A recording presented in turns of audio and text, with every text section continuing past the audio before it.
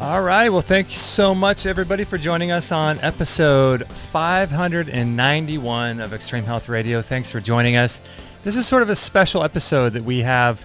Clint and I have been going back and forth for, what seems like a month or so, trying to get coordinated on this particular interview because it's at a different time. He is in Sydney, Australia, and we are in Southern California. Through the magic of the internet, you could be listening anywhere in the world. So it's really cool to be here with you guys and really cool to share some of his information.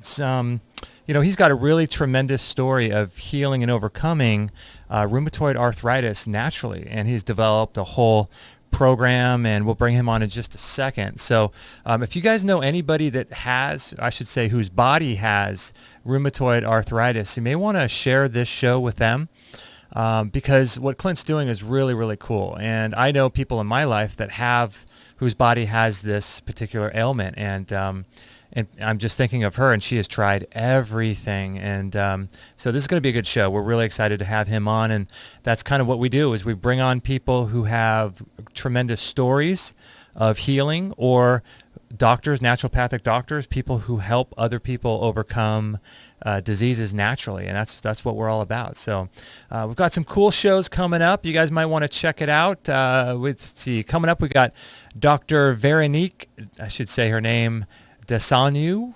She's got a French name, but she's really cool because she works with women whose bodies have breast cancers, and she has a story of overcoming breast cancer naturally herself, and that's going to be a show coming up very, very soon to the podcast, as well as Dr. John Bergman. That's going to be a really great webinar that we did with him.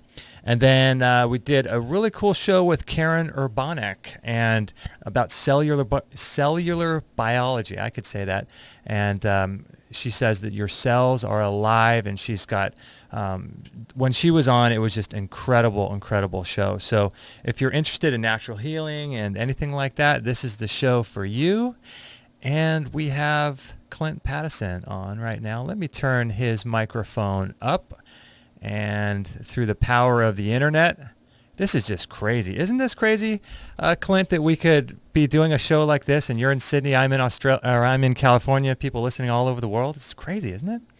Yeah, it's pretty exciting. In fact, before I got into helping people with their health and working on my own recovery from rheumatoid arthritis, I used to work in the high-tech fiber optic industry. So coming out of university where I studied laser physics, my first job was manufacturing filters that were being sold to undersea fiber networks to build the actual physical optical fiber cables that are now connecting us. So yeah, so in a way, like this is cool, but it's something that I used to think about a lot more than what I do these days. Yeah, I imagine. It's probably a lot more rewarding to do the work you're doing now, right? Oh, most definitely. I didn't get emails from clients saying, "Hey, the internet, your filter for the undersea network has changed my life." Oh that man, really happened. Now, how long ago were you doing that? I was working in that for 5 years, right up until the tech collapse of 2001. So I was, straight out of university, and I'd done really well at university and went into this startup company. And the thing was a major success. I mean, we all had all these stock options, and we were just living the dream in our early 20s, myself and all my other graduates who finished the same year. So we were just this influx of students into this startup company. And then after 5 years of that, it just absolutely fell off a cliff. And in terms of like the stock market collapsed, the NASDAQ, our share price went from $135 to $2 in about 4 months, I want to say. And although 4 months sounds like a lot of time, man, not when you're holding the shares and you think they're going to bounce back. You just watch them. We just watched them go to $2. Oh man, what a bummer. So I was in that business for 5 years and learned a lot, and actually really loved it. And when that collapse happened, I thought I was going to start my own business in the fiber optic world. So that was my first job, is working in fiber optics, and thinking that was going to be the rest of my life. Wow, isn't that amazing? And so when that all collapsed, that was around 2001, you said? for you? Yeah, that would have been, 2001, about that, yeah. And then how long after that, so that collapsed, and then you were thinking about pursuing a career with your own business in fiber optics. How long time passed between that and then the diagnosis of your initial symptoms? Yeah, just 5 years. 2006 was when I got the diagnosis of rheumatoid arthritis, and in that period of time, I started doing stand-up comedy. So I actually went from out of the fiber optic business, and as it was starting to look a little bit hairy, as we started to get signs that maybe our customers were not wanting as much of our product, and the forecast on amount of orders that would be needed was becoming less and less clear. There was Wow. some signs. So I was messing around doing stand-up for the last 2 years of that. So I remember this easier rather than calendar years based on how old I was. So I was 25 as I started doing stand-up. And then Wow. by 27, lost the job and was doing stand-up for a couple of years full-time. And making an okay living out of it, but at that time mostly comedy clubs and stuff. And then I moved into corporate events where I was charging a lot of money just for a half an hour spot for big brand name companies and stuff. And that's what I've been doing ever since, and still to this day, still perform for companies doing hosting their awards nights and launches and stuff like that. Wow. And but it was when I turned 31 that I got the RA. So that's when it all began, and sort of that's where the everything changed for me in terms of my health, because prior to that, I just had a sense of being bulletproof. I've always been a thin frame. I've always been able to eat endless amounts of food without gaining any really body fat or having any, side effects of, eating ridiculous amounts of food and bad food sometimes. So, I felt kind of invincible, but clearly that wasn't the case. Wow. In my particular case, I had taken antibiotics for acne as a teenager and had gotten into the habit of getting that prescription filled over and over again, and went 5 years taking antibiotics as a teenager from the age of about 16 to 21. Oh my And I goodness. probably should have stopped after maybe, I don't know, as soon as possible, basically. But Yeah. it would have been nice to stop at the most at a year or two, but I kept going thinking, look, it does a good job.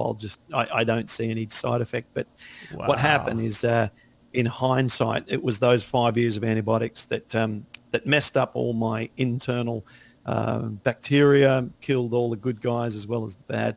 And as a result, left me really exposed to developing a future condition. And I had digestive issues throughout my 20s, but I Wow. didn't think that was a big deal. All my mates had digestive issues. Yeah. Everyone was Everyone burping and does. farting. You know what I mean? Yeah. So, so it was when I started to get the joint pains that I got the real wake-up call. But as I've learned from the published studies on rheumatoid arthritis, quite often the disease can start to begin in terms of its platform within your intestinal tract many years before you actually get symptoms. And so, Wow. you can be showing elevated serum levels of certain rheumatoid indicating markers in your blood also years before you actually get the disease. And so, yeah, if I had known what I knew now, then I could have even avoided getting the disease, I'm Wow. convinced, even Yeah. after taking the antibiotics.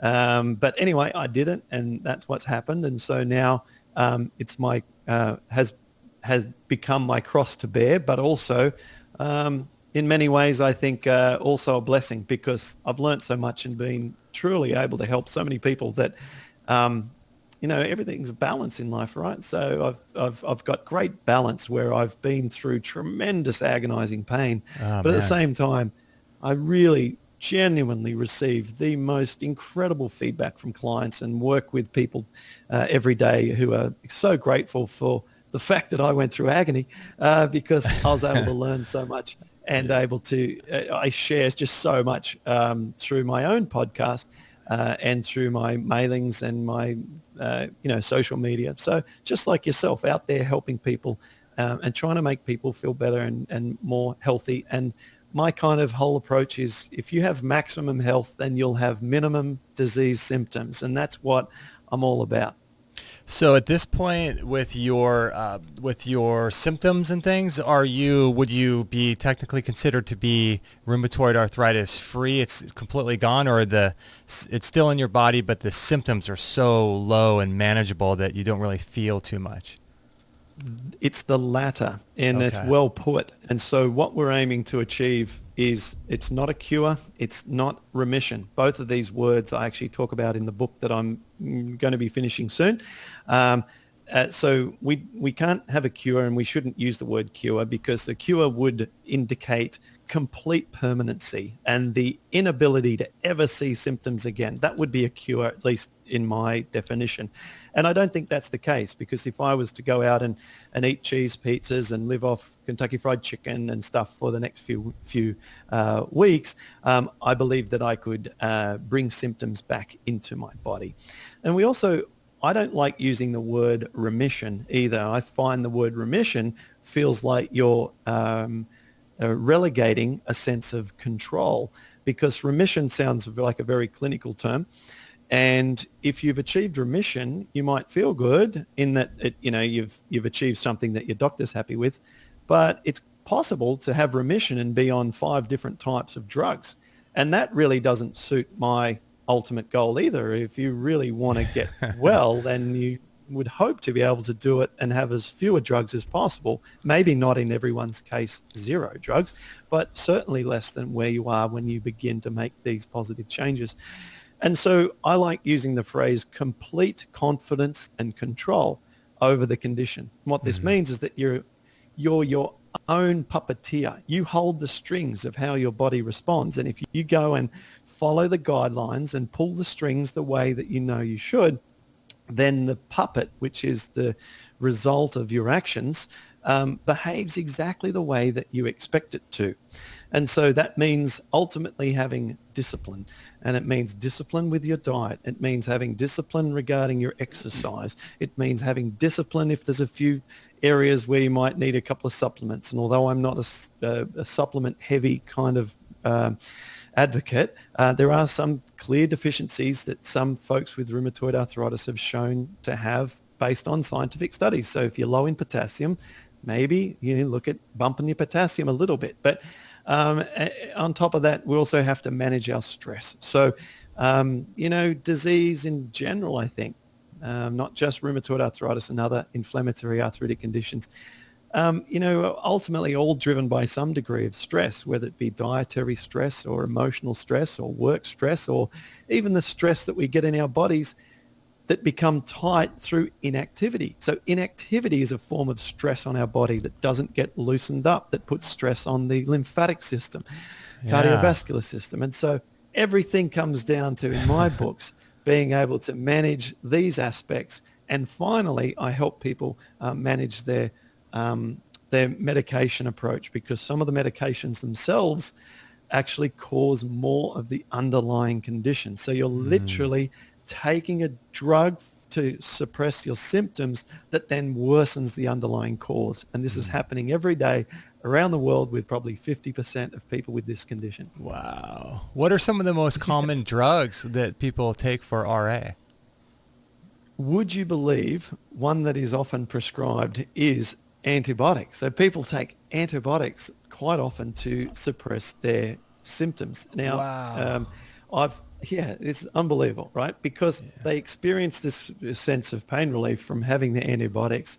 And whilst even today, some rheumatologists will say, I don't know why that happens. Well, I can explain why that happens. And, it can be a 10-minute explanation, but yes, it can happen. And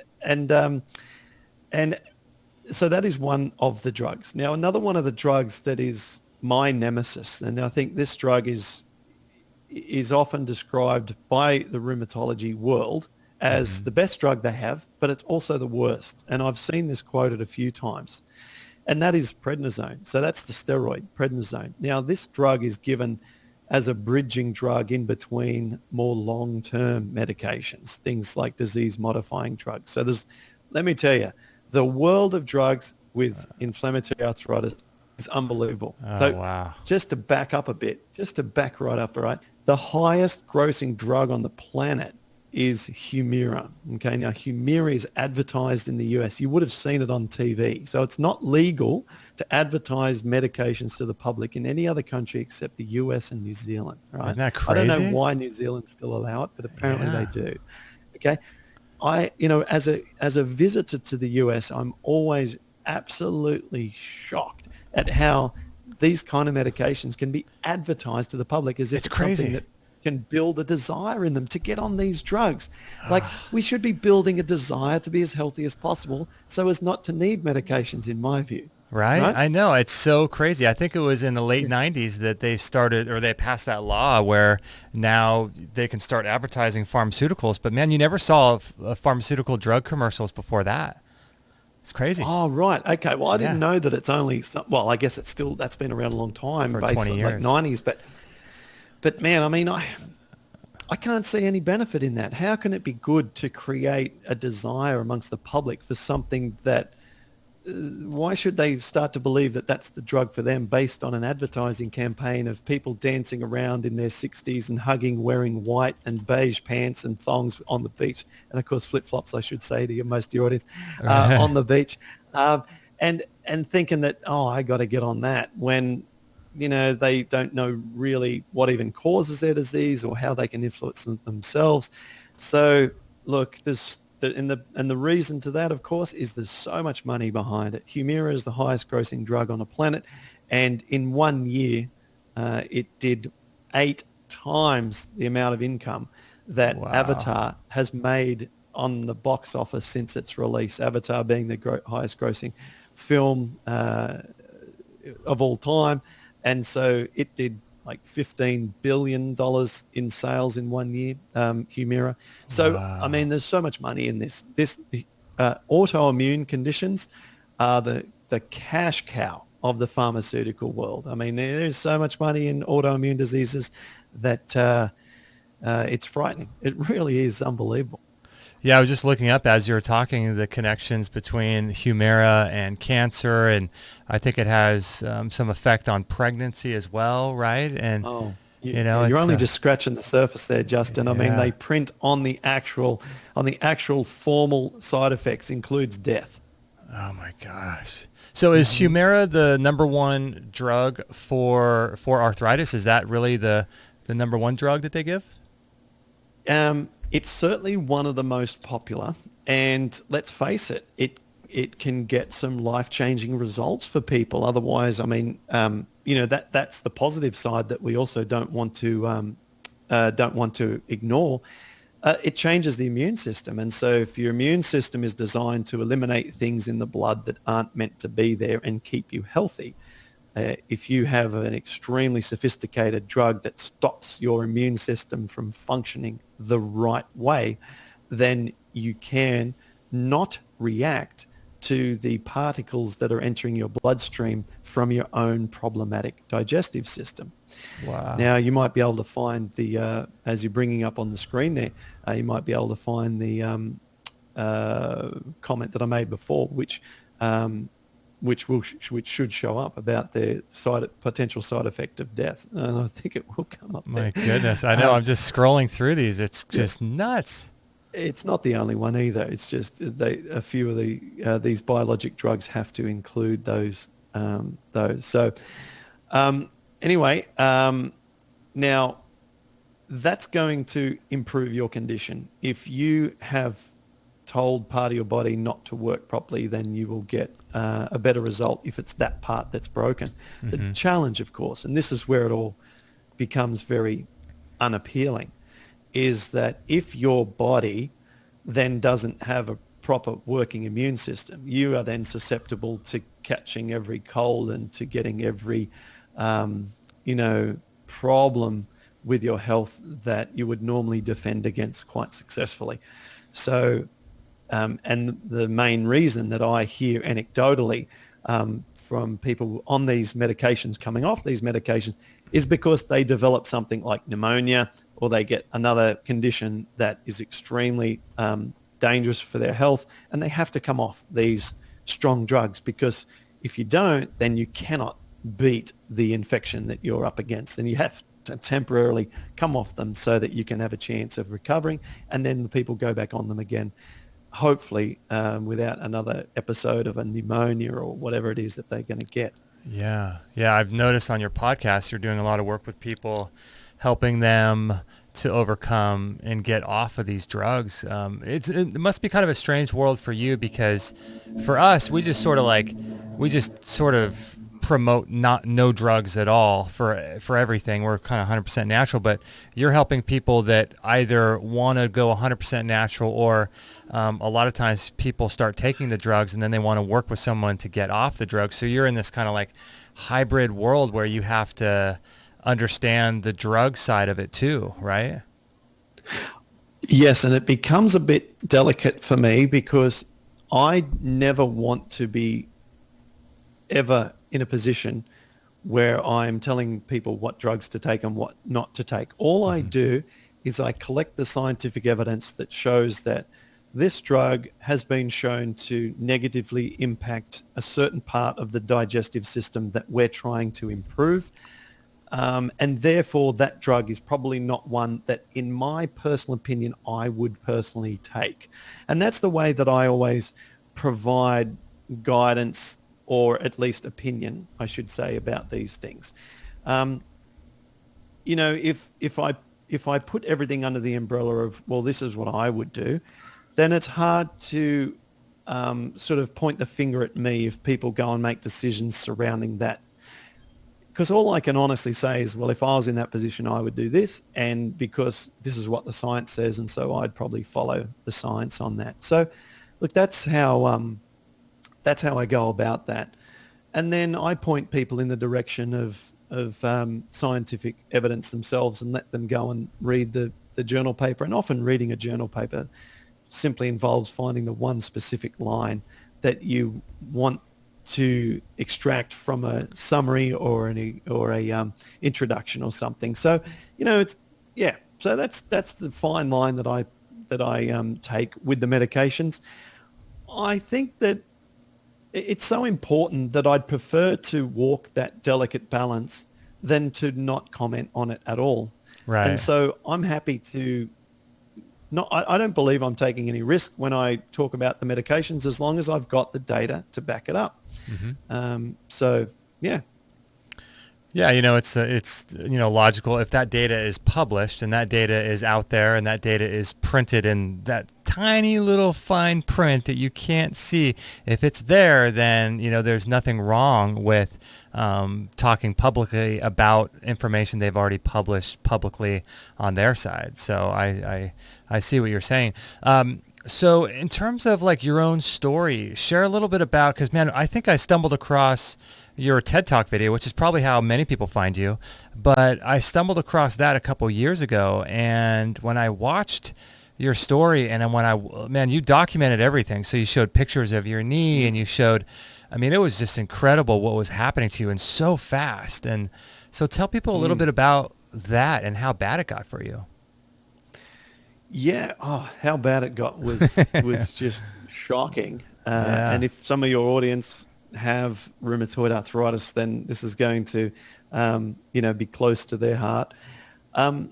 So what happened was I developed it in my feet to begin with. So I just woke up and I had sore feet, and I didn't think much of it. So I went about my day and noticed that it passed by mid-morning. But this continued to happen each morning. And so I went and got a blood test when I got back to Sydney, because I was traveling for stand-up. Actually, I was in another state doing some shows.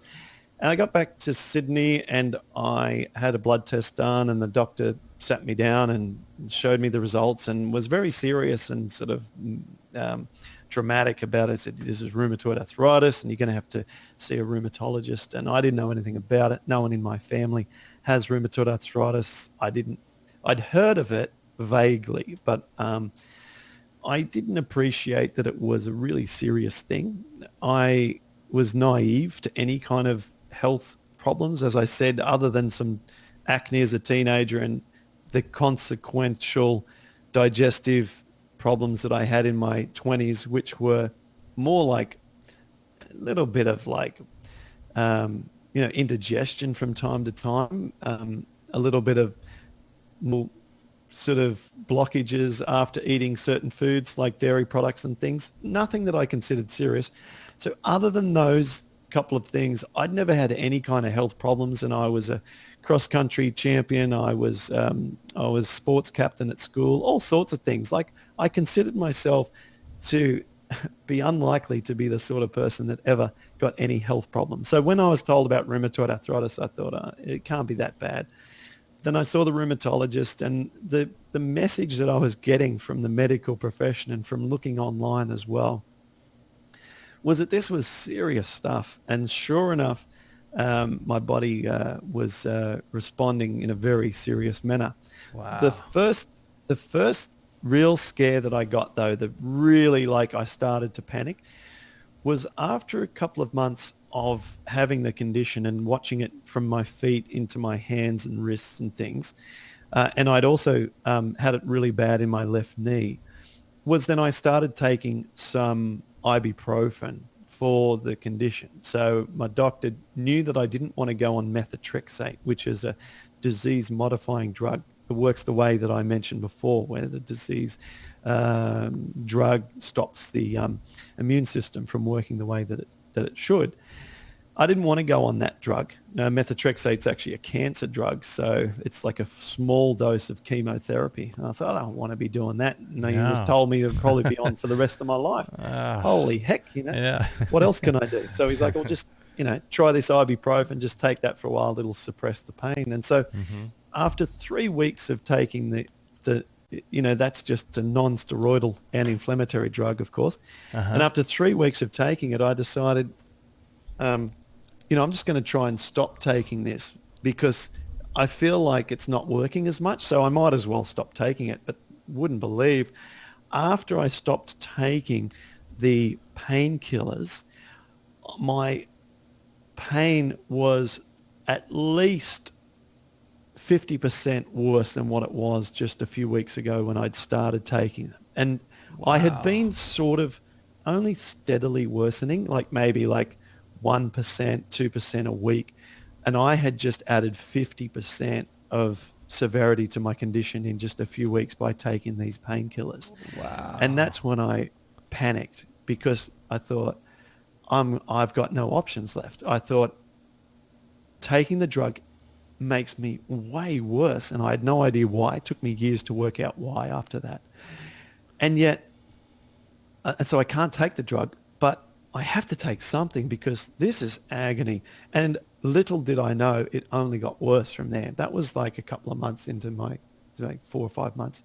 And then eventually I went on to the methotrexate, and I had to go on the methotrexate in the end, and was told that I wouldn't be able to have kids whilst on the methotrexate. So in parallel to this, I got engaged to my now wife, Melissa, who put a lot of faith in me and where our future may end up and not the way that it was heading. And so I'm forever grateful for her to have taken that leap of faith. Getting down on one knee was very challenging for me to actually propose to her. And, man. It's not like the exact, postcard proposal. I'm sure when you're a girl and hoping that one day your gentleman will get down on one knee, but I was struggling, and she said yes, and we went ahead. And so the whole time, this discussion around not being able to have children whilst on this drug was one that weighed very heavy on us. And so it was probably that above all else that was my biggest motivating fuel and passion to try and get off the medications, because whilst that is obviously something that's a great outcome of having improved health, for me, it was probably my number one thing. I just wanted to be able to have kids one day. And if that meant doing whatever it takes to get well, then I will do whatever it takes to get well, no matter what, And so I made that decision after I stopped outsourcing my health problems to everyone, to naturopaths and Chinese herbalists and acupuncturists. And, I saw everyone and spent all my money on trying to get well, and everyone did the very best they could. But it was only when I finally made the choices around what went into my mouth every day did we finally see some impact on the inflammation. Wow, that is just absolutely incredible. My goodness, jeez. Well, stay tuned right there, Clint. I'm just going to do a quick little spot for one of our health tools that we like to promote. And my goodness, guys, if you're listening to this, if you're watching this on YouTube, and you're listening to Clint's story, let me just bring up his website again. It's such a great website. It's called the Paddison Program, and I highly recommend, if you know anyone whose body has rheumatoid arthritis, you can check it out, paddisonprogram.com. What a story. Watch his TED Talk. There's probably a link on his website to his TED Talk. I think under his, if you get the program, you'll see a link to that. But my goodness, it's just an absolute amazing story. So make sure to check that out. This is episode 591. So if you want to grab the show notes for today's show, make sure to go to extremehealthradio.com/591. And I wanted to tell you really quickly about one of our favorite health tools that we love this thing.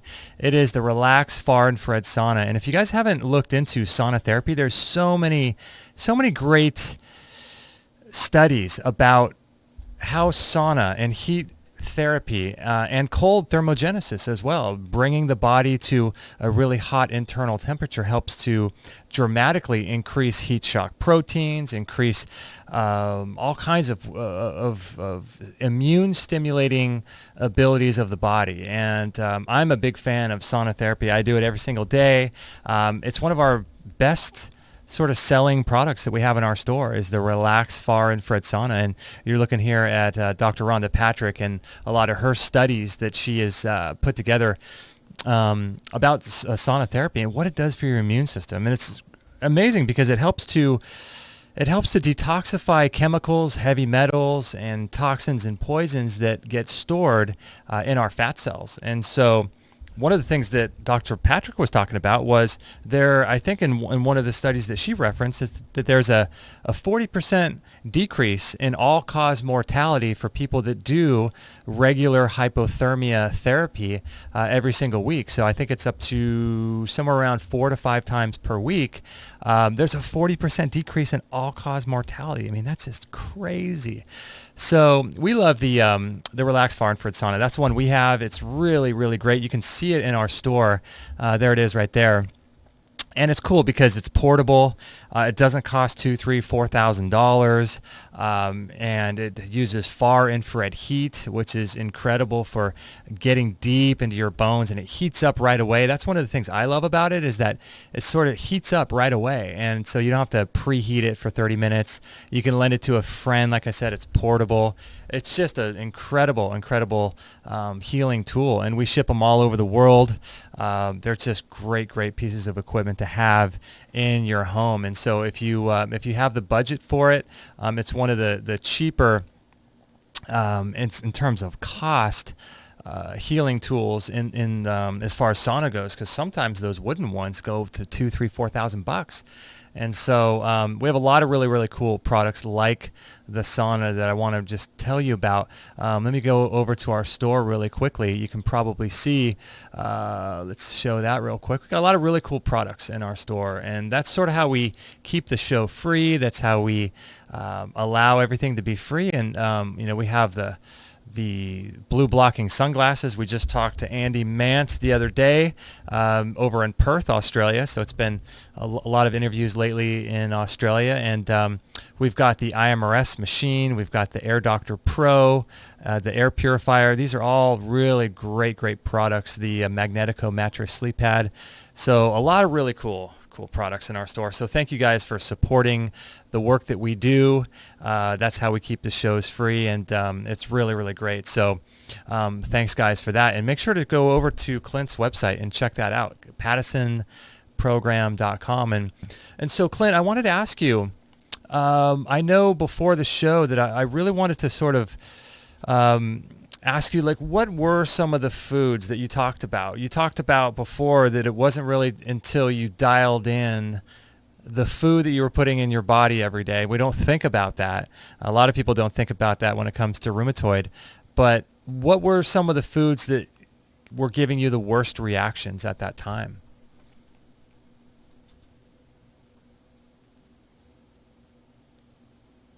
know what it was that was triggering all the inflammation. And in fact, the most likely answer to that is everything that I was eating, because my digestive process had pretty much collapsed. Now, if I apply sort of my understanding of how this works and lay that on top of where I was at the time, then I would say that I had very low stomach acid, that I had very low or definitely reduced amount of digestive enzymes being released to help break down my food. I would say that I had a slow stool transit time, meaning that my waste was not moving quickly through my body, and therefore I was getting some toxic reabsorption. I would say that I had severe intestinal permeability or leaky gut, meaning that a lot of the undigested proteins and unwanted pathogenic bacteria was leaking into my blood. I would say that I was extremely acidic as a body. I was taking in far too much processed foods and acidifying animal protein. And I had a sluggish lymphatic system. I wasn't exercising, and so metabolic waste was just not being effectively removed from my cells.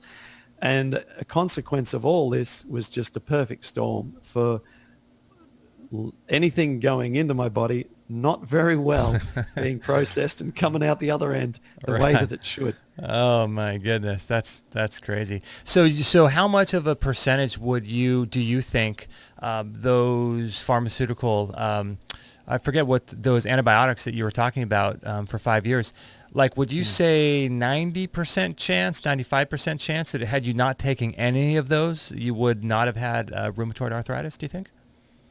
That would be my guess. I would say that Wow. I would still not know what rheumatoid arthritis was to this day had I not taken antibiotics as a teenager.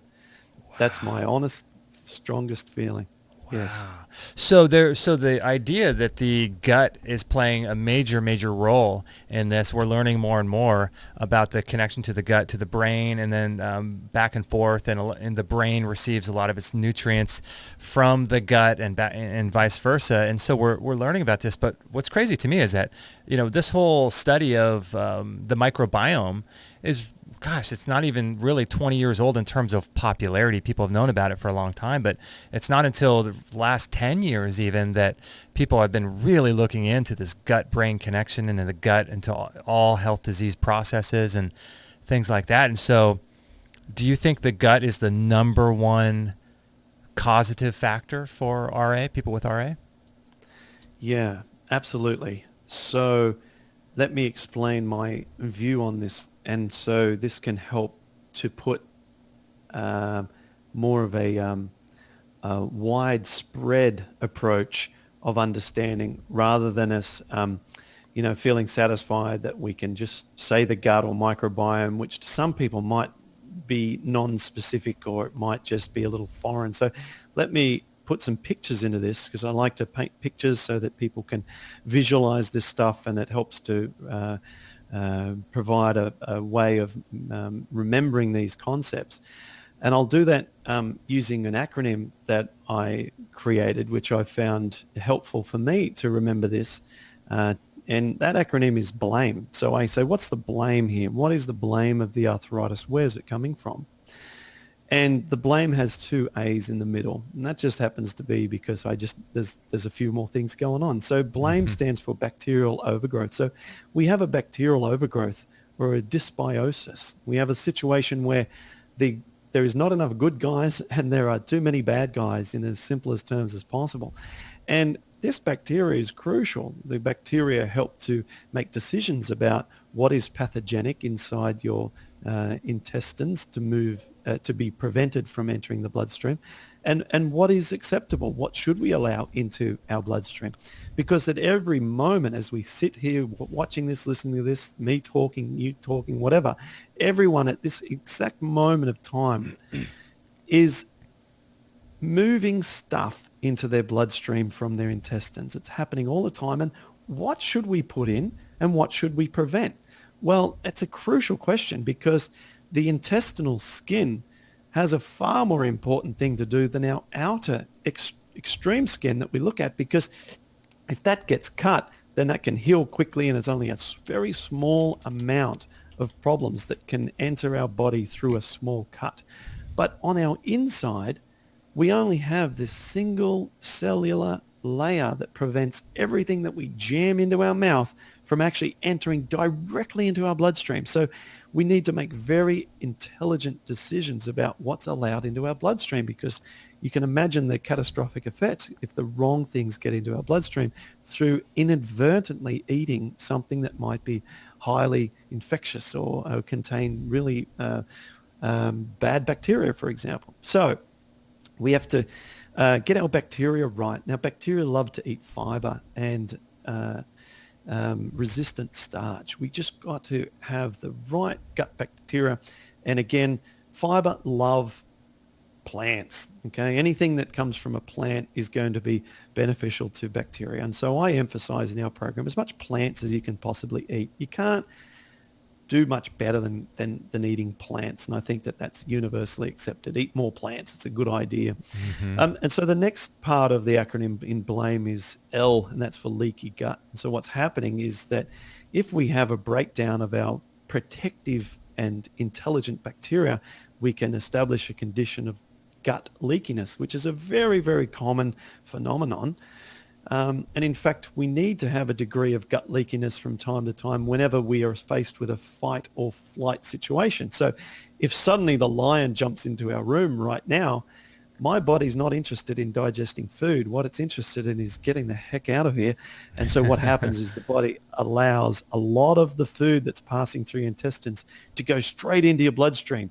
And there it can be used as fuel for me to run as quickly and as long as possible and access this instant fuel source. And so the body can have these adaptive tricks where your intestinal permeability can change quickly at any time.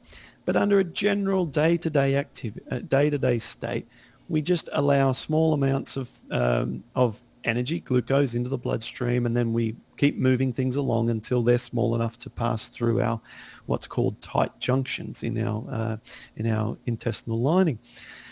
But when you have a breakdown of your digestive process, you can have what can be thought of as small holes in the fabric of your intestinal wall, allowing larger particles to enter the bloodstream. And these larger particles, and they can be undigested food particles, or they can be bacteria themselves, can get in there and they can wreak havoc and confusion in the immune system. And these bacteria have been shown in rheumatoid arthritis studies to actually end up in the joints themselves of folks with rheumatoid, and this can trigger an immune reaction, swelling, heat, and so on. Wow. And the body can also attach to these particles as they enter the bloodstream and create immune complexes, which can also get caught into the joints. And so what we're seeing in the joints and getting this inflammation in the joints ultimately has originated from our gut. And so we've got a situation where what should be confined to our 22 feet of intestines actually is allowed to escape and enter parts of our body where they should not be, namely the blood. So that's our B and L, and then we have two A's for blame in this case. We have A for acidosis, and everything we eat can be processed and end up with an ash after we burn that fuel. So and a good example is something like lemon, which is highly acidic on our tongue, and it's a highly acidic in its natural form, but it's full of minerals. And so when we actually consume this and our hydrochloric acid and digestive enzymes interact with that lemon, then the outcome through a chemical change is actually then highly alkaline as a result. And so it's the result of the food plus our digestive interaction is whether or not it becomes an alkaline or acidic approach or result for our body. And so eating a lot of animal proteins results in a highly acidic ash left in the body, because the proteins from animals contain more sulfur, and you actually end up with more acid as a result, sulfuric acid, literally sulfuric acid. And so this is obviously one of the challenges amongst, as well as processed foods and so on. Now, you're still with me? I'm still with you. Yeah. Good. Okay, beautiful. I know this is a long piece, but no, okay. This is So then great. we've got another A, and the A stands for acid secretion. So whilst we're on one hand building up this acidosis in our body due to eating foods that are not being supportive for our health, we're also having a challenge with studies supporting this, that people with rheumatoid arthritis have low stomach acid or acid secretion. Stomach acid is crucial primarily for the breakdown of proteins. Okay, it also serves a purpose for being a natural deodorizer or disinfectant for stuff that comes into our mouth that we consume that we don't want to go any further. So our stomach acid almost acts like a giant bouncer outside the nightclub, and it sees things coming in that shouldn't be there, and it just pounds them because it's powerful. So that's the secondary role that stomach acid plays. Or our primary role is this breaking down of proteins. Now, remember that it's the proteins entering into the blood that are the most problematic and trigger the immune response.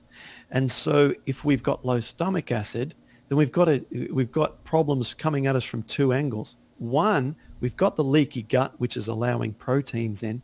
But number two, we're low on stomach acid, which was kind of our backup to breaking down these proteins into amino acids, which are harmless. And if they go into the bloodstream, body doesn't care. In fact, that's where it builds its proteins from.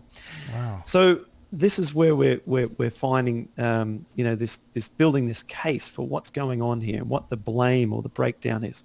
So the last two letters for the last two explanations are M and E. So M stands for mucosal lining. So we've got an additional protective barrier of mucus over all of our intestinal wall. And this mucosal barrier is most thick inside the colon, and that's where most of our bacteria live, inside the colon. We also have a thinner layer of mucus inside the small intestine, which is that 22 feet that I talked about before, but there's not much bacteria in there, partially because the hydrochloric acid tends to get on down there a little bit and sort of prevent the growth of healthy bacteria as well as bad, but also because the mucosal lining is thin.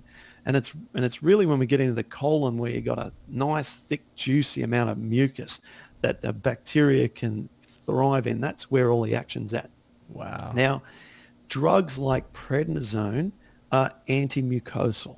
And prednisone, we mentioned right at the start of this call, is a common rheumatoid arthritis drug used to suppress symptoms for folks who are not, are in a lot of pain. And so prednisone's actually been successfully shown to reduce the asthma effects with people with asthma because it clears the mucus, right? But if you're constantly clearing the mucus and that becomes systemic and you clear the mucus in your colon as well, you're in a lot of trouble. Because if you eliminate the home of where your bacteria live, bacteria can't even reproduce, even if you're gone crazy with supplementing probiotics and eating bacteria-friendly foods. There's literally nowhere for them to live. And so this is a major issue. And so I see mucosal lining depletion as one of the more severe components of rheumatoid arthritis problems, because it's not that difficult to change the microbiome. We can eat the right foods and see shifts in the microbiome within weeks, but restoring the mucosal lining is an area that I am looking at more over the last sort of year or two, because that's the area that seems to be most difficult to reestablish in the short term. Can be done, because I see people with extreme rheumatoid arthritis still manage to make steady improvements, which means that this, by definition, has to be improving. But but I think that's the slow portion of the process. That's where I think it's at. And then finally, the E for blame is enzymes or enzyme deficiency. And we can have sluggish ducts, enzymatic ducts, where the enzymes are being created and produced, and then they have to pass through ducts before they are released into the intestines. And they can become clogged and unresponsive, just like any other pipeline in your house, or any other pipeline like an artery or a blood vessel in the body, which can become blocked and clogged at times. And so we might actually see enzymes not get in to mix with the foods. And that is also an aspect of all of this. And if we don't have our enzymes, which act as scissors to cut up our foods and break down our fats and proteins and carbohydrates and cellulose and so on, then we end up with more of this undigested stuff further down the digestive wall, and then potentially presenting itself into our bloodstream. So all of that explains the breakdown of the digestive system, which leads to rheumatoid arthritis, because the particles of blood end up infusing the immune system, which then starts to see proteins in the body, which can look a heck of a lot like some of those proteins in blood. Or we just have this battle going on with the lodged inflammatory particles in the joints themselves. So all of this contributes to the joint pain, and quite a large problem to try and reverse, let me say. Yeah, I imagine, because like a lot of the people that you work with, some people have, varying degrees of success, right? And sometimes I would imagine too that, some people might have like an incredible turnaround in a short amount of time. Some people might have an incredible turnaround in a long period of time. Some people might have an incredible turnover or turnaround, and it might take them 10 years to get to that turnaround. So I imagine there's, it changes with everybody, I would imagine. And it makes sense, because if the gut biome is so dynamic based on what we're doing and thinking and the stress and everything that we're exposed to on a daily basis, I would imagine that fixing that over time would be possible, but it would change almost daily, right?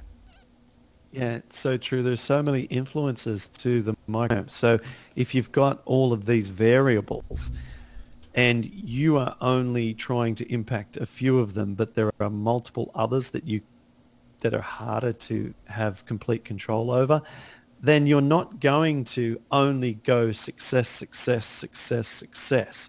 Right. And in fact, my experience with getting rid of my inflammation, getting off my medications, and feeling like I understand how this process works to the point where I believe I can help anyone with their current state to reach an improved. My whole experience was periods of apparent no improvement for months and months and months, and then occasional breakthroughs that would take me to a slightly improved state where I would stay for more months and months and months, and then another small breakthrough, and then plateau again for months and months. So this process was excruciatingly so.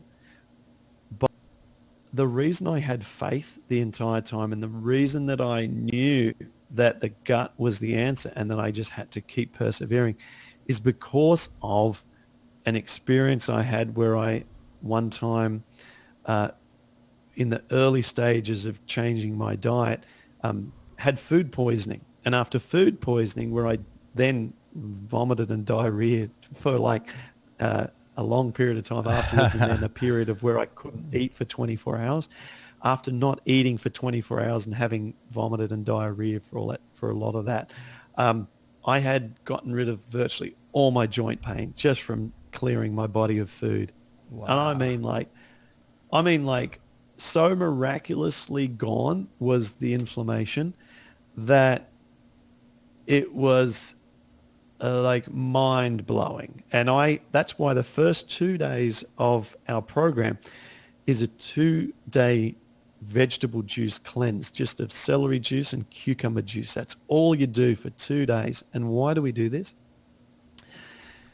three reasons. One is we want to dramatically alkalize the body because those two particular juices are very good at reversing the acidosis that I mentioned just before.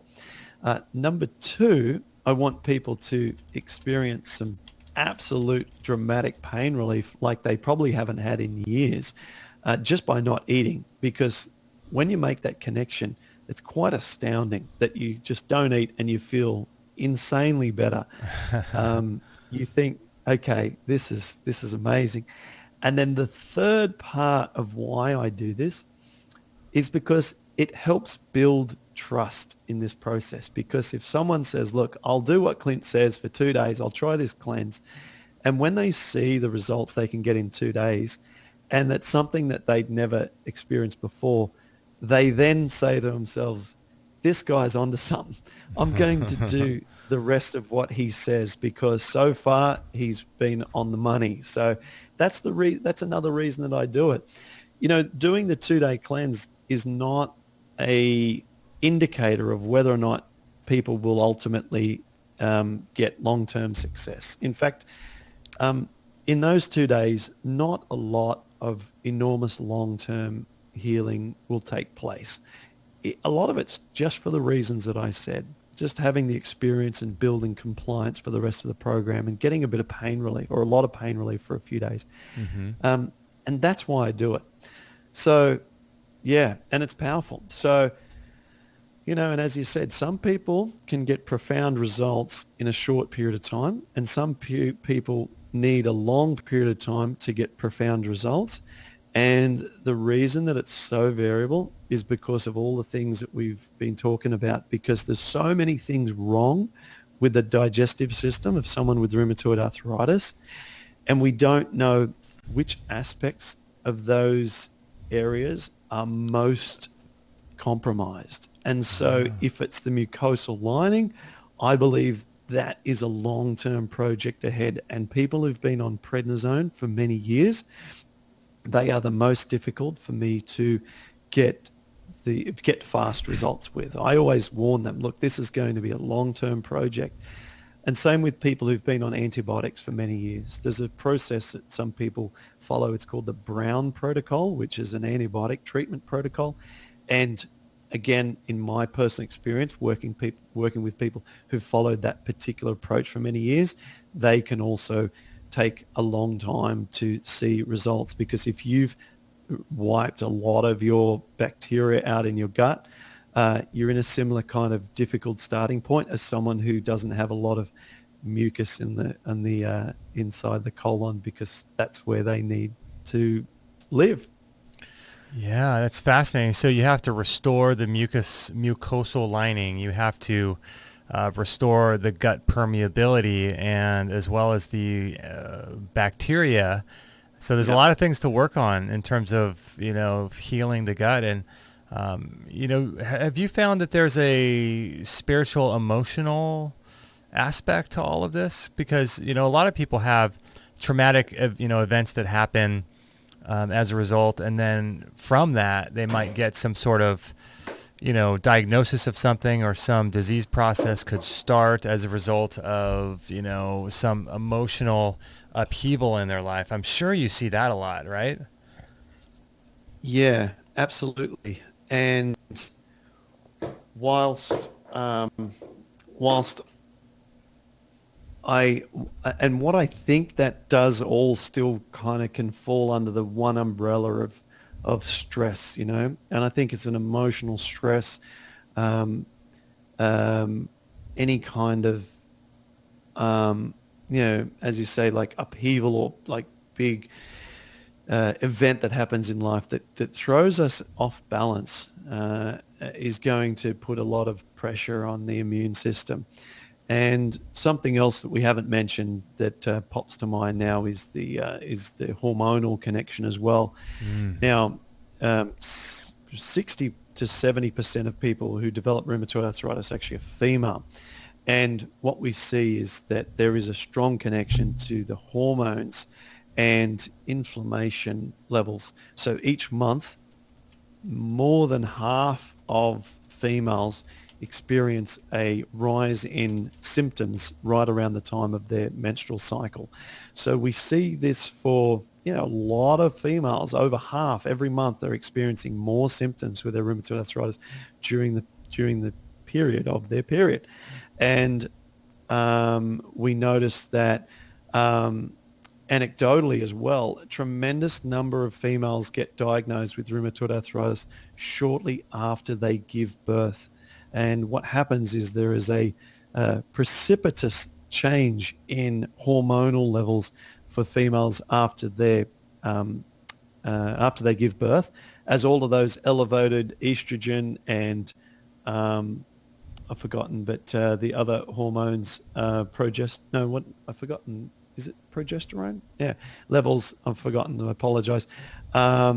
Those hormones that have been highly elevated during pregnancy are just suddenly just released and dropped. The hormone levels drop fast.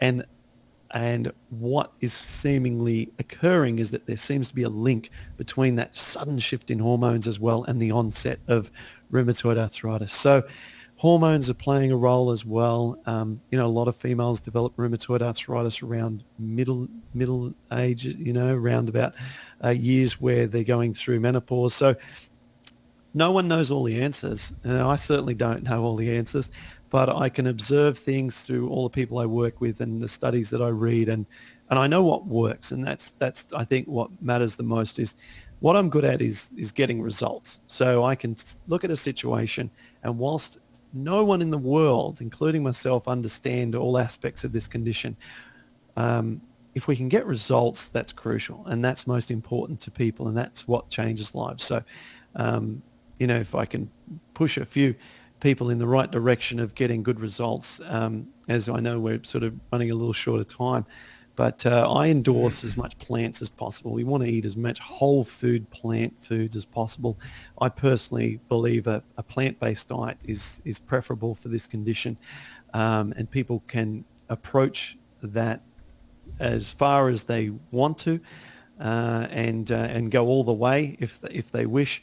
And then my program takes it a step further and shows which plant foods to begin with as an elimination process, and then which ones to reintroduce in what order based on likelihood of being able to reintroduce these foods and gain the health benefits, quite often gut restorative health benefits from specific foods, and then slowly build their diet out again, and starting from almost like ground zero and laying the concrete, putting up the foundational walls of the house, and then slowly, building in the window frames and putting on a roof.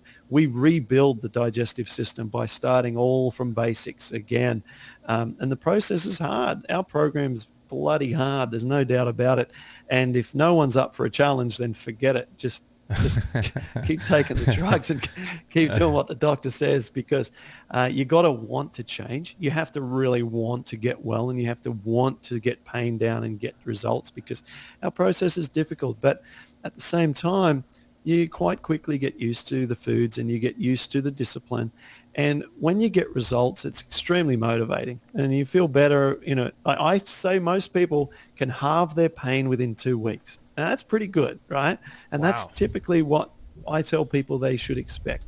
So if you can halve your pain in 2 weeks, but you're eating some foods that you consider maybe not as tasty as the local, takeaway store or fast foods, then sure. But with time, the microbiome changes. And as you said before, when your microbiome changes, you get different signals to your brain. The brain and the gut have that access there. They communicate. And soon you've got different taste buds. You've got different desires. You've got different priorities. You're thinking you're an entirely different person with different priorities and a different outlook on life. And personally, I think that is exciting. And I think that is something that that's profoundly awesome. And if we can feed our bacteria so that they provide us with more enlightened decisions and enlightened ways of looking at food, not just as something that serves us as a satiator of taste and gluttony, but of something that's pure and from the ground and can, through I don't know, this sense of connection, rebuild our health, then I get excited about this stuff, you know. Yeah, that's awesome. I know you're close for time, but really quickly, tell people about what they will get. Like if you're considering purchasing, we don't make any. There's nothing that we make in terms of financial benefit from your course or anything. But I just want people to know, like, if they're considering purchasing the program, like, what does it actually entail?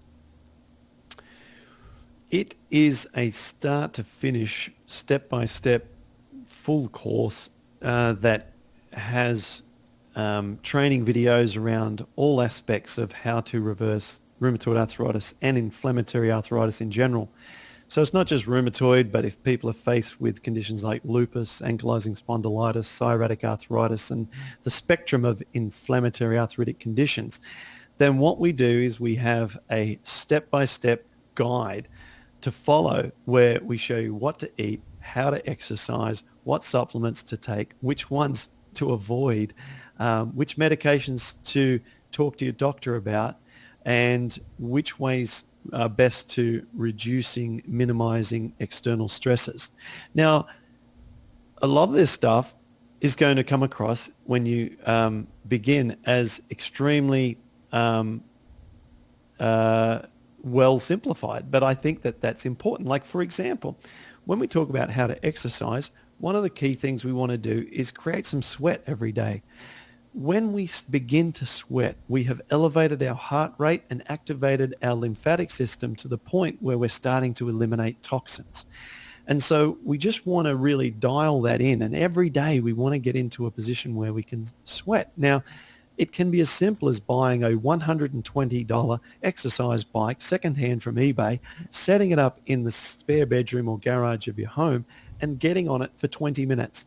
That, I'm telling you, folks, is going to change your life. And while some people say, well, you know, I've tried exercise before, but it didn't have that much of an effect. Well, did you sweat every day? That is the question. If not, then trust me, this is going to be a life changer. And in each category, we take best practice and show people what to do.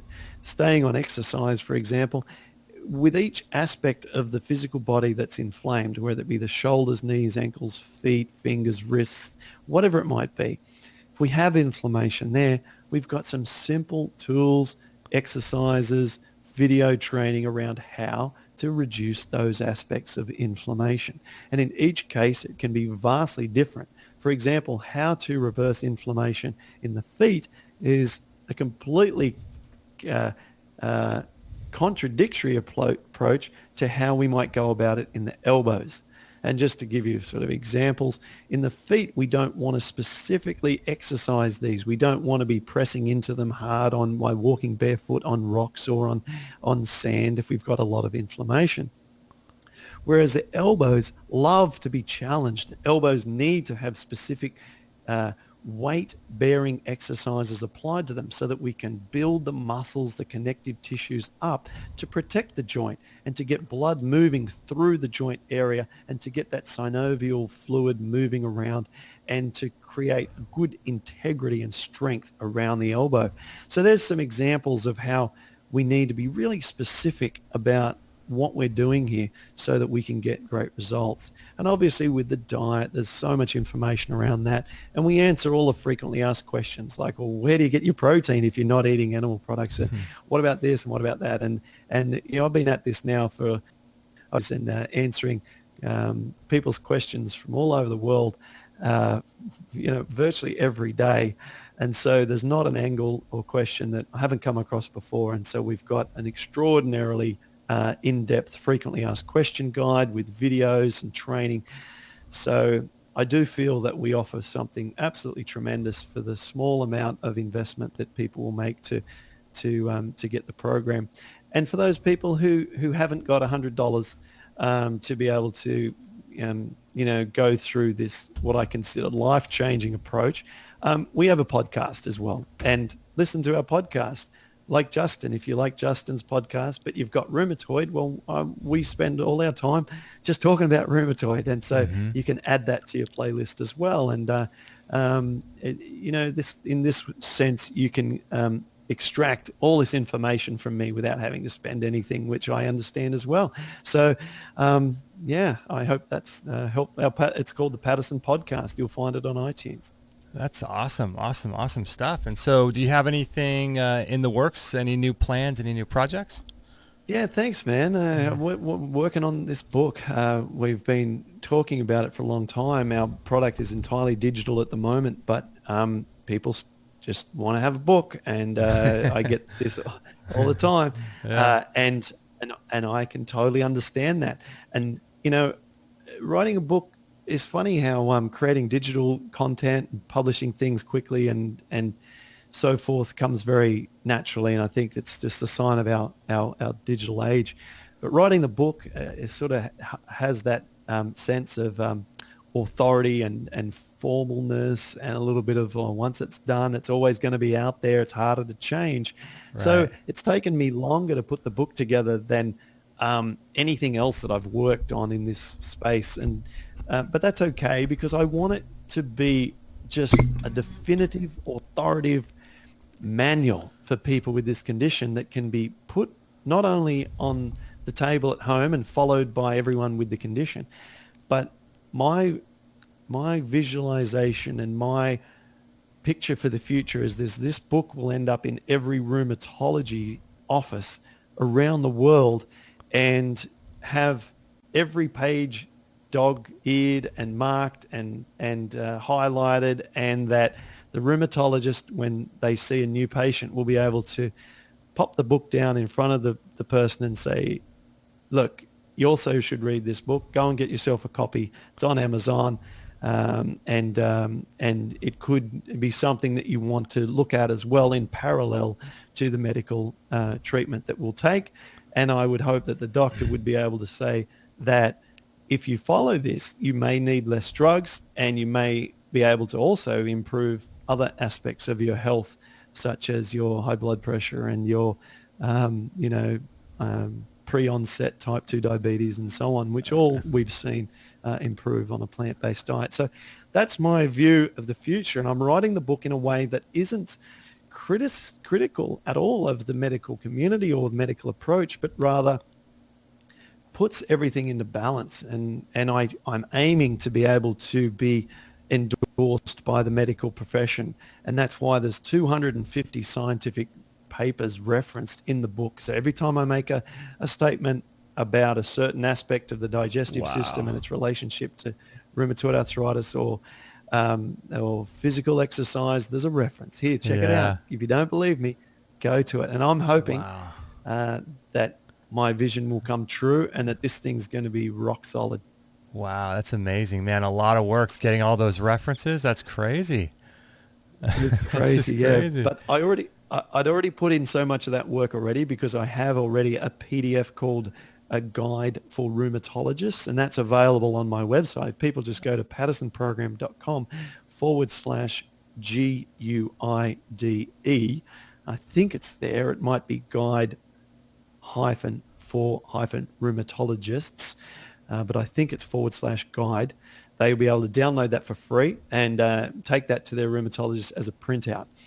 So look, I'm from a scientific background, 4 years of optoelectronics, laser physics. I did an honors year and I had to publish a thesis which was heavily referencing the science. There we go. Yeah, thanks so much. Yeah, so it's guide-for-rheumatologists, and you can enter your name and email address, and I'll send it out to your email address automatically, and you can download that.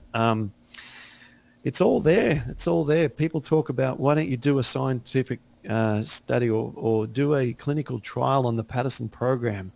I feel like the Paddison Program is actually, on the flip side, a collection of all the evidence that already exists. Mm-hmm. And so I feel that, that's why it works. And that's why, I'm proud to talk about it a lot and get enthusiastic about it a lot, because I'm sure, as you know, Justin, when you've got something that you're proud of and that gets results, and that isn't just yet another of a Me Too kind of offering in the world, but this is something that is something that's a game changer, you get pretty excited when you talk about it. Oh man, I know, right? I mean, it's the fact that you can help so many people with this information is just it's incredible, and you know how and how much pain people are in. That's the thing. It's like, and so it's tremendous that you're able to do this, and you've been able to make some breakthroughs and really hammering in on the microbiome and the gut, and really like taking it, just drilling that knowledge into people. And it makes sense that you really got to focus on that aspect of your health. And I love what you're doing, man. And it's just giving people so much hope, and getting off of drugs and off of medications. I mean, you look at all the quote side effects of these things, and they're really just effects of the drugs. They're not side effects. They're effects of the drugs. And long term, I mean, you were not supposed to be able to have kids, and you have two beautiful daughters. And one of the reasons why we couldn't connect up is you just had the birth of your second daughter, right? Amazing. Actually, we're even more than that. It was the birth of our third, and it's a boy this time. So we've gone from right. two girls, and then we've just had the boy, and so he's 3 weeks old today. And wow. We had a funny time trying to connect, didn't we? Because each time, in each instance it was my mistake, but in each instance I was caught up with tremendous family activity relating to the little ones that I just couldn't get out of. So I appreciate you accommodating me, even though I was probably the most annoying guest that you've tried to organize onto the show. No, not at all. I'm just congratulations on the new one. And it's amazing because, I watched your video on your TED Talk of, when you ran up the hill, after doing your treatment that you came up with, and, just an incredible journey, incredible story that you've had. And it's just so cool that, I mean, you're embodying everything that we stand for on our radio show, is teaching people how to get off of medications or wean themselves off and live a more natural lifestyle. And you're living that and offering so much hope to people. It's just incredible. And so, yeah, man, keep doing the good work you're doing. Awesome. Yeah. Thanks, Justin. Thanks for having me on. I really appreciate that you've set up this platform for people who have this passion that you and I obviously both share. I know a lot of work goes into having a radio show like this, and just loving what you're doing. I think you said we're up to 500 and something episodes. So obviously you've put a ton of work into this over the years. So, as a guest, I feel, really happy and impressed with what you've been able to do. And I'm sure all your listeners would love to be able to say that. So I'm saying that on their behalf. Thanks, Clint. Hey, next time, if my wife and I can make it over to Australia again, we have my uncle moved from Manly Beach all the way up to Foster. So next time we go, we'll probably be hitting up Foster. I hear they have some great beaches, but maybe we'll have to come on down to, where you are in the northern beaches. Yeah, we're in the northern beaches. We are in a place called DY, which is a lovely spot. And we've got a house here that you'd be very welcome to come stay at if you'd like. Yeah, let us know if you ever come over here too in South Orange County. That would be amazing. So awesome, Clint. You're the man. Thank you so much for the work that you do, and congratulations on your new baby boy. That's amazing. Oh, thank you, and congratulations on your twins from just a few weeks ago. Congratulations! I look forward to seeing some pictures of them at some point. Oh, that's great. That's great. All right, Clint, thank you so much. And for those that are listening live, we are now doing the show live, which is a lot of fun. So stay tuned, and I'm going to do a little wrap up. And thanks for joining us. I really, really appreciate it so much. And you guys are amazing. And we do our shows live every Monday mornings at 9 a.m. Pacific time and 10:45 a.m. Pacific time. So if you follow us on our Extreme Health Radio or Extreme Health Academy Facebook page or our Extreme Health Radio YouTube page, you'll get notifications when we go live, and it's a lot of fun. So thanks, guys, for joining us. We love you, and we'll catch you guys on the next episode. So one of the cool things Clint was talking about was regular exercise, and I'm not sure if you've looked into moving meditation, and I'm a big fan of moving meditation. I'm a big fan of meditation in general. I think meditation is one of the best things that we could ever do for our own health, and obviously stress is going to be a huge component in rheumatoid arthritis. And qigong is a ancient practice. It's been practiced by Chinese culture for thousands of years, over 4,000 years. And what I like about it is that it allows your nervous system to really be grounded. And regular meditation is great, but there's something tremendously healing about doing a moving meditation, because you're envisioning, it uses your mind, and you're envisioning the healing process happening, and you're solidifying that with specific movements that help to ground the body and to build your energy and to really offset a lot of the stress. So if you're someone who's really stressed out, or if you have problems with regular meditation, really look into Qigong. Qigong is an ancient practice, and there's a reason why they've been practicing it for 4,000 years. What's cool about this program that we promote, called Good Morning, Good Evening Qigong by Tristan Truscott and Peter Ragnar, is it's a comprehensive program that walks you step by step through all the different movements. But then at the end, it boils down to doing a 10-minute practice in the morning and a 10-minute practice in the evening. And if your body has, I should say, rheumatoid arthritis symptoms, I would highly recommend Qigong as a form of exercise that you could do every day to really envision and manifest the healing process in your body. And I think it's something that you definitely want to check out if you're currently dealing with any kind of rheumatoid arthritis in your body, or if you just, this is a longevity exercise. It's a exercise they do in the East for longevity, and it's a way to ground your body and to reduce stress in your life and to build your qi.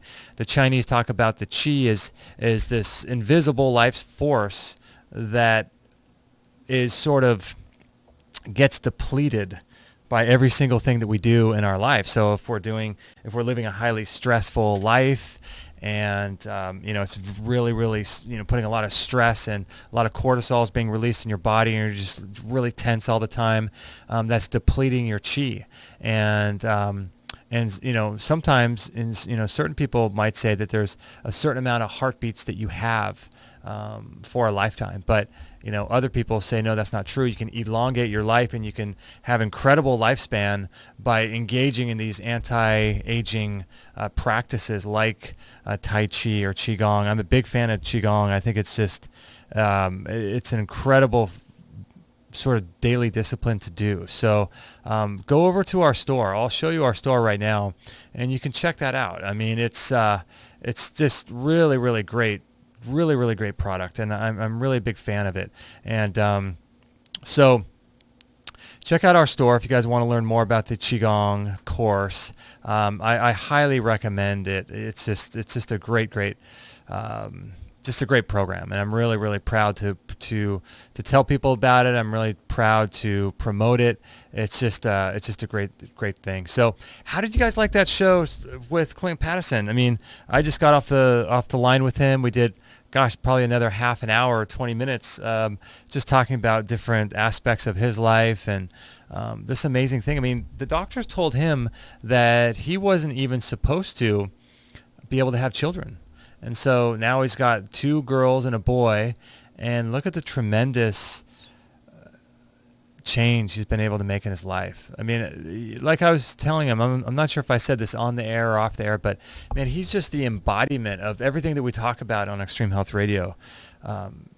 He's putting into practice the very things that we talk about, and he's someone whose life could have gone either way. He could have gone down the path of taking ungodly amounts of pharmaceutical medications in order to deal with his pain, or he could do the hard work and put in the effort. And man, what a story. If you watch his TED Talk, it's emotional when you see him running for the first time, after being in so much pain. I just cannot imagine the amount of pain that someone's in. And What a cool guy. What a cool guy. I hope you guys enjoyed that show. We're going to be doing shows live, or we are doing shows live now every Monday morning. So if you follow us on Extreme Health Radio, or I'm sorry, Extreme Health Academy Facebook page or Extreme Health Radio YouTube page, you'll be able to see the live shows, and we're going to do a better job of allowing you guys to ask questions. I realized that we didn't have that much time because Clinton had to leave. He had some other previous engagements he had to get to, and so he was pressed for time, and so we couldn't ask as many questions as we'd like to have, because I had a ton of questions that I had to get through, for him, because I'm just a curious guy and I have a lot of questions about things. So, but we'll do better at that. So we'll ask your questions on the live shows, and I hope you guys enjoyed this show. Like I said, we're doing them live now. So if you want to chime in, get your questions answered by the health expert we have on, then feel free to join us there. I just feel really grateful and really blessed to be able to do what we're doing. And we get emails all the time of people writing in and saying how much our show has helped them. And I mean, it's just an incredible thing to be able to be a part of something like that. And I could remember years ago when we first started the show, it was such a turning point, because I thought, I'm not a classically trained radio personality. That's not my gift. I used to stutter as a child. I mean, it's just crazy, to be in this field when I used to stutter as a child. I mean, I used to go to speech therapy lessons, and now I'm on the radio, which is just incredible. But, back a few years ago when I was deciding to do this, I remember it was like a pivotal moment for me, because it was thousands of dollars for us to purchase the microphones and all of the equipment and all that stuff we needed to do the show.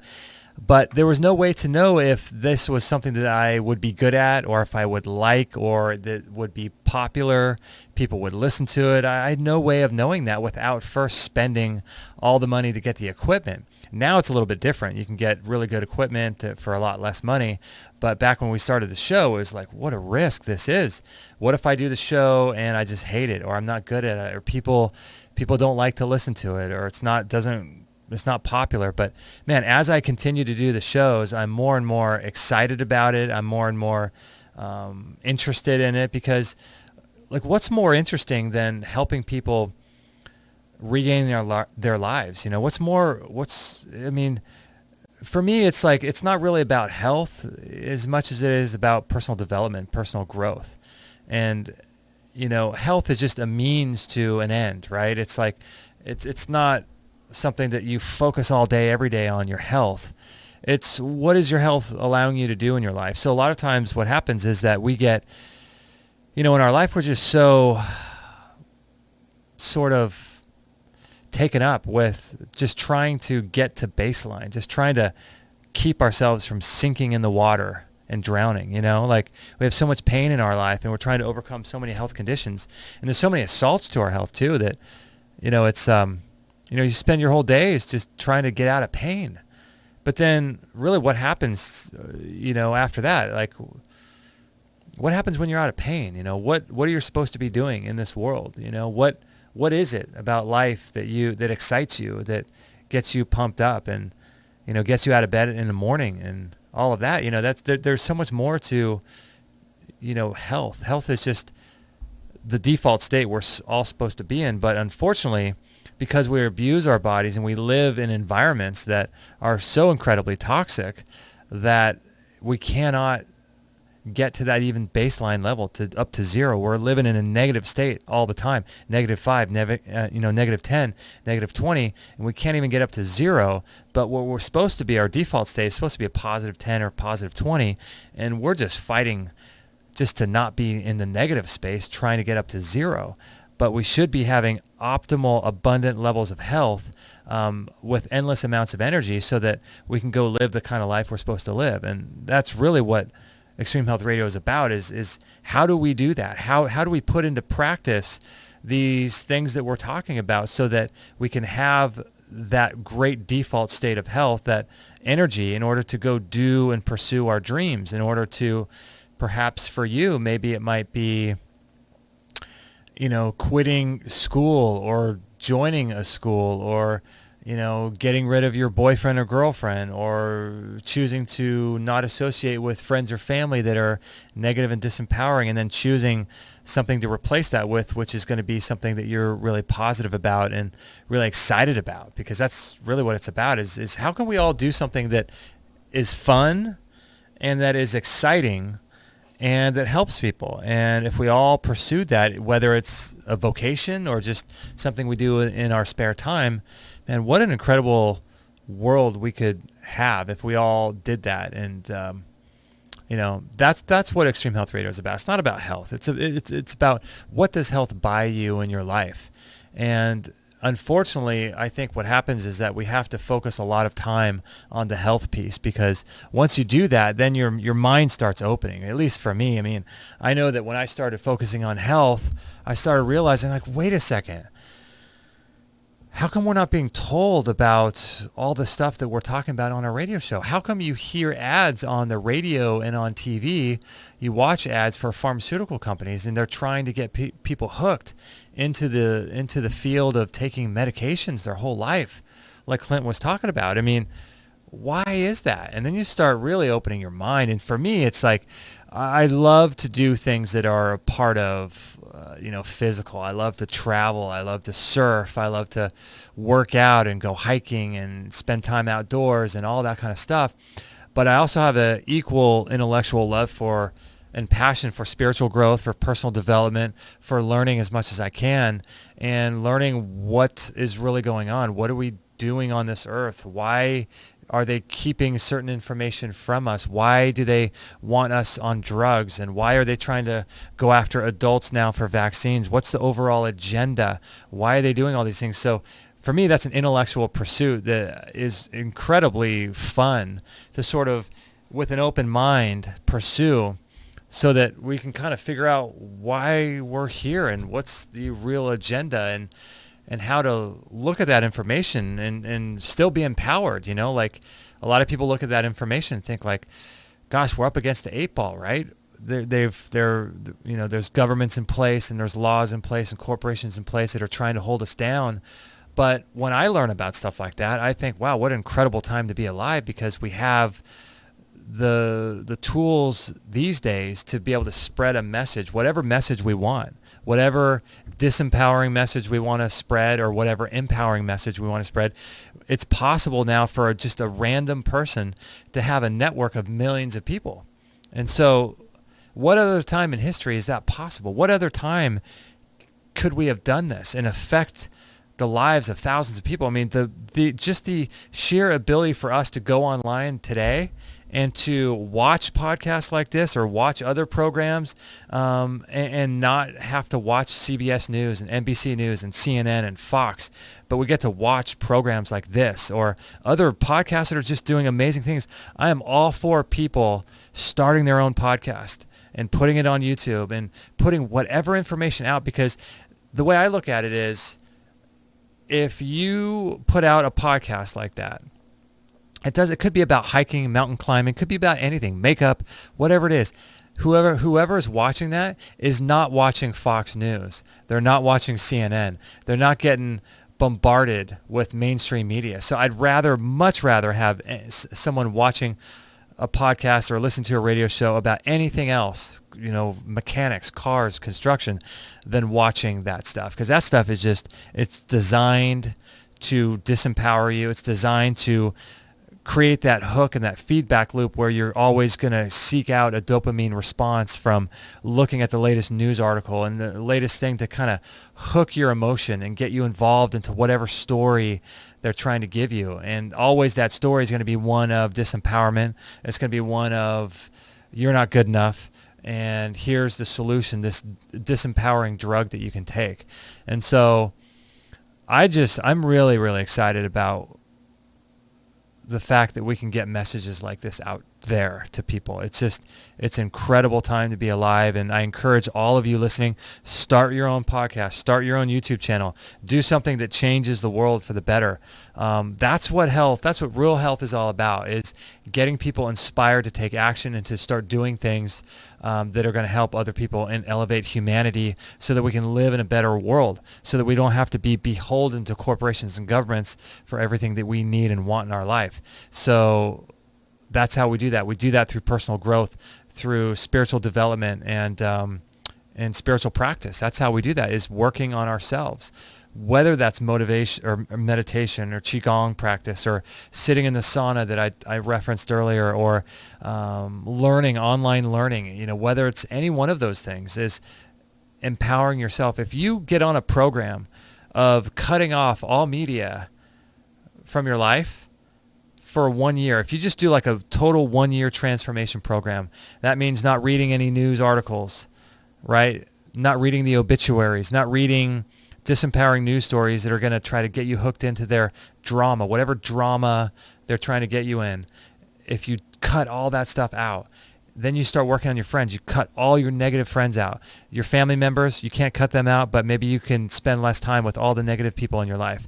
You start cutting out all these people, coworkers that are disempowering, talking about how, they don't get a raise and XYZ, and they're going to divorce their wife and all their family problems, stuff like that. You start cutting all these people out. Then you start listening to programs like this, or podcasts like Clint's, personal development. My two favorite personal development people. I love Elliot Hulse. He's cool. I like him a lot. As far as personal development and spiritual growth, I like Bob Proctor. Amazing guy. There's something about him I just connect with, as well as Jim Rohn. Those two guys are the best in my opinion. But there's so many great people out there. John Assarath, Tony Robbins. There's Joe Vitale. There's a lot of people doing personal growth and personal development. But you just pick your people. Pick some in the health side. Pick some in the personal growth side. Pick some on starting an online business or starting any kind of business and business development, and start focusing your time on listening to stuff like that. Dude, you do that along with making environmental and lifestyle changes in your health for a year, you're going to be a different person. You're going to start radically changing the very essence of who you are. It is powerful. It's so powerful. And what I like about it is that as you pursue new things, new rabbit trails begin to present themselves. And then you think, oh, wow, look at this little piece of information. And you go down that rabbit trail, and that leads you for 3-4 weeks, 3 or 4 months, maybe years later, pursuing everything that's down that rabbit trail. And then you slowly back yourself out, and then you get to where you were before, and then something else piques your interest. And life becomes this unfolding drama of discovery, of learning new things. And, just the fact that there's people out there like Clint that are helping people overcome rheumatoid arthritis, when it's like a $128 billion industry, I think, if my memory is correct. I mean, it's incredible what he's doing and helping people, because like he was saying in one of his videos, how fast should you recover, right? So he was saying like rheumatoid arthritis is a degenerative chronic disease that gets worse over time, right? So over time, you're getting worse and worse and worse every single day. And he was saying that some people are upset that they're only getting like maybe 1% or 3 or 4% better per month. But if you stretch that out over a year-long thing, that means after a year, you're 36, 48% better after a year. But then that if you hadn't done that program, not only would you not be 36% better, but you'd also be worse because of the medication. So that gap is even bigger. So even though it's small incremental changes that are happening, you're still over the long term going in the right direction. And that's incredible for a disease like rheumatoid arthritis. So I love that he focuses on the gut. I love that he focuses on the microbiome, which is just a really awesome piece of that component, is to focus on that area. So yeah, I hope you guys enjoyed that show. That was a lot of fun. I like Clint a lot, and hopefully I get to meet him one day in person. He's just a cool guy helping people, really genuine, salt of the earth kind of guy. And I like promoting guys like that. He's got a lot to say, obviously done a lot of research, a lot of study. And I just like promoting people like that. I like spreading the word about good people out there doing great work in the world. And, it's I don't know. It's just rewarding. It's just rewarding. I don't know what I would be doing if I wasn't doing this radio show. I tell you what. But I'm just so glad to be doing what I'm doing, and I'm able to do it through the support of you guys. So if you haven't checked out our store lately, got some really cool products. I'm just such a big fan of these products. I use them all. They're such great products, and I'm showing you guys on the YouTube show a lot about them right now in our store. We got the CBD oils. We've got the Scalar Energy Rest Shield. I have one of those by my bed. We sleep on the Magnetico mattress pad. We got the Rapid Release. Gosh, I have a story to tell about the Rapid Release, about my lower back and what that did for my own body. But man, what an awesome thing that Rapid Release technology is. We've got the raw dog food. Love the Barf World. Done some interviews with Robert Mueller, who's the co-founder of Barf World Dog Food, and we feed that to our pets, as well as laying on the biomat. For those of you that have a biomat, I'm curious if you have had this experience. I lay on that thing, and for the first 20 minutes, for those who don't know what a biomat is, it's a special healing mat that you can lay on that's filled with 30 to 50 pounds of crystal. And the crystals that are inside there are tourmaline, amethyst, and there's a third one, I forget. And so what happens is that it uses far infrared technology, and it infuses the far infrared rays to come through those healing crystals, and it combines those two together to create heat shock proteins in the body. But what's interesting about it is that for the first 20 minutes, I'm just laying there and it just feels good. It feels like a heating mat. But then something happens after 20 minutes of sitting on that thing. I don't know, or laying on it. I don't know what happens, but I get transported somewhere else. It just feels like I have an out-of-body experience. It's really crazy. I'm curious if you guys have a biomat. I'd be curious if you guys have had that same situation. So anyway, thank you guys for joining us on this show and supporting us on our store. Lots of cool products in our store, so thank you guys for that. Also, thank you guys for your support on Amazon. And I don't know if you know this, but if you go to our homepage, you can go to extremehealthradio.com. Let me just go there right now and show you where it is, because if you're watching on the YouTube channel, I can show you if you scroll down on our homepage, you'll see below all the shows a link right there above the social share buttons to Amazon. And if you click on that link to start your purchases on Amazon, every single time that you purchase on Amazon, that helps support the show. So we appreciate that tremendously, and that helps keep the show free, and that's a great way to support us as well as our store.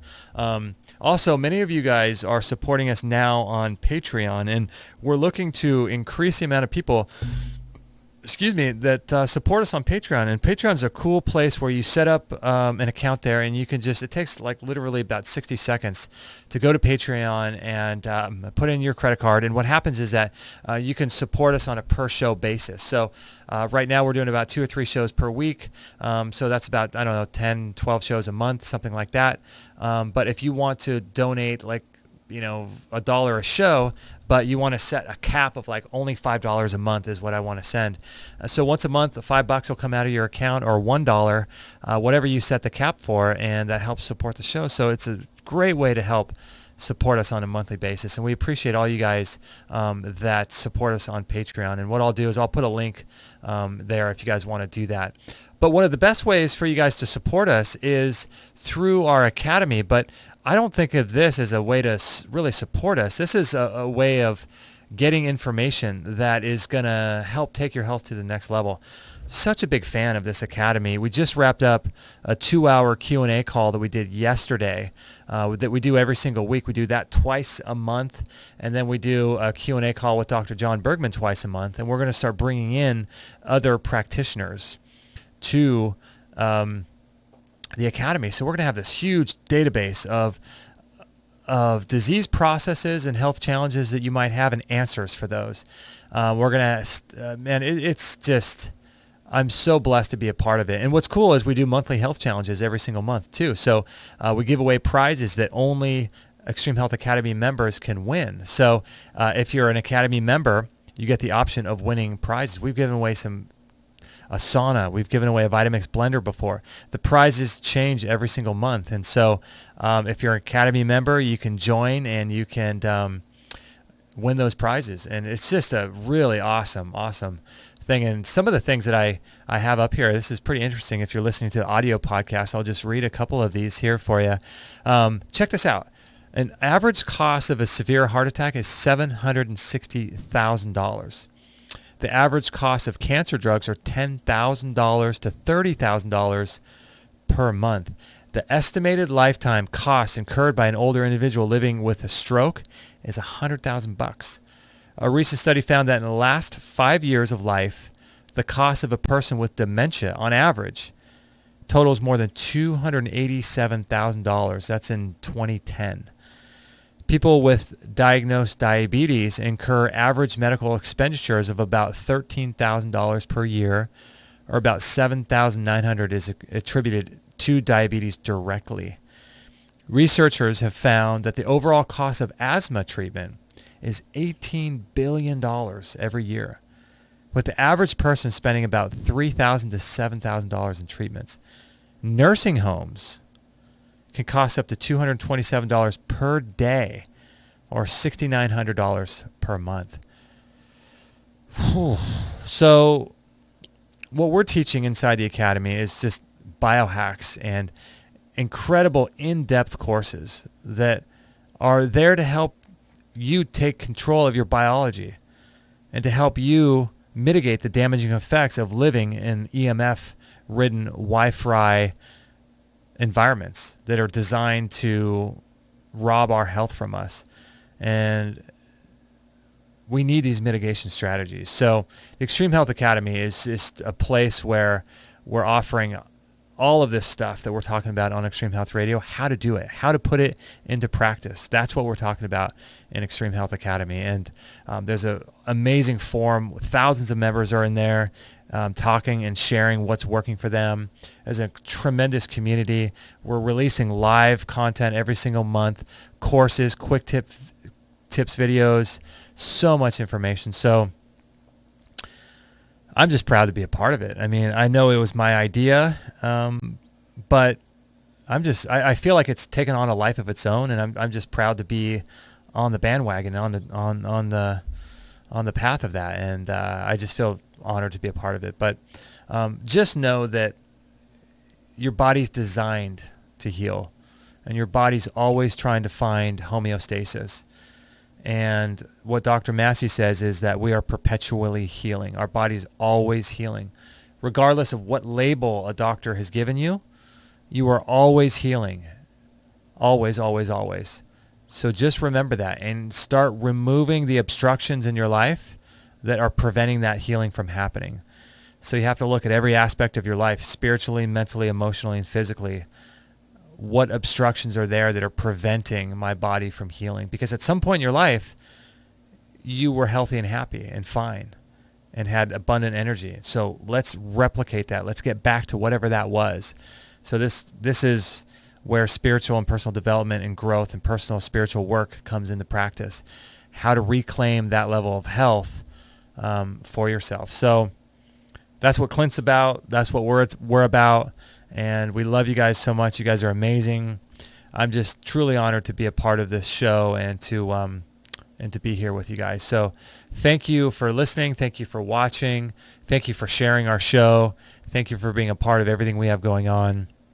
If you want to keep up to date with everything, sign up to our newsletter. Go to our website, extremehealthradio.com. Sign up to the newsletter, and you'll be kept up to date with every show that we do. So it's a good way to stay involved and listen to the shows that interest you, and you can just disregard the other shows and come back whenever you feel like there's a show that might help you. So we love you guys. Thanks for patronizing our store. Thanks for your support on Amazon, on Patreon, and lastly in our Academy. Oh, one final thing. If you want to join the Academy, I'll put a link down below in this YouTube video with a code for you guys to check it out. It is EHR14. So if you go to extremehealthacademy.com, EHR14 will get you free 14-day trial so you can look at it, join, become a member, and make friends and dive into all of the content. We have hundreds of hours of cutting-edge content there for you to make use of and to heal.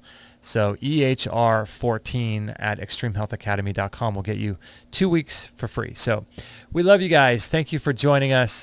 You're amazing. Love you, and we'll catch you guys on the next episode. No material on this blog is intended to suggest that you should not seek professional medical care. Always work with qualified medical professionals, even if you educate yourself in the field of live food, nutrition, and alternative medicine. I'm not a doctor, nor am I offering readers medical advice of any kind. None of the information offered here should be interpreted as a diagnosis of any disease, nor an attempt to treat or prevent any disease or condition. While information in this blog is discussed in the context of numerous conditions, it can be dangerous to take action based on any information in this blog or to start any health program without first consulting a health professional. The content found here is for informational purposes only and is in no way intended as medical advice, as a substitute for medical counseling, or as a treatment/cure for any disease or health condition, and nor should it be continued as such. Always work with a qualified healthcare professional before making any changes to your diet, prescription drug use, lifestyle, or exercise activities. This information is provided as is, and the reader/viewer assumes all risks from the use, non-use, or misuse of this information.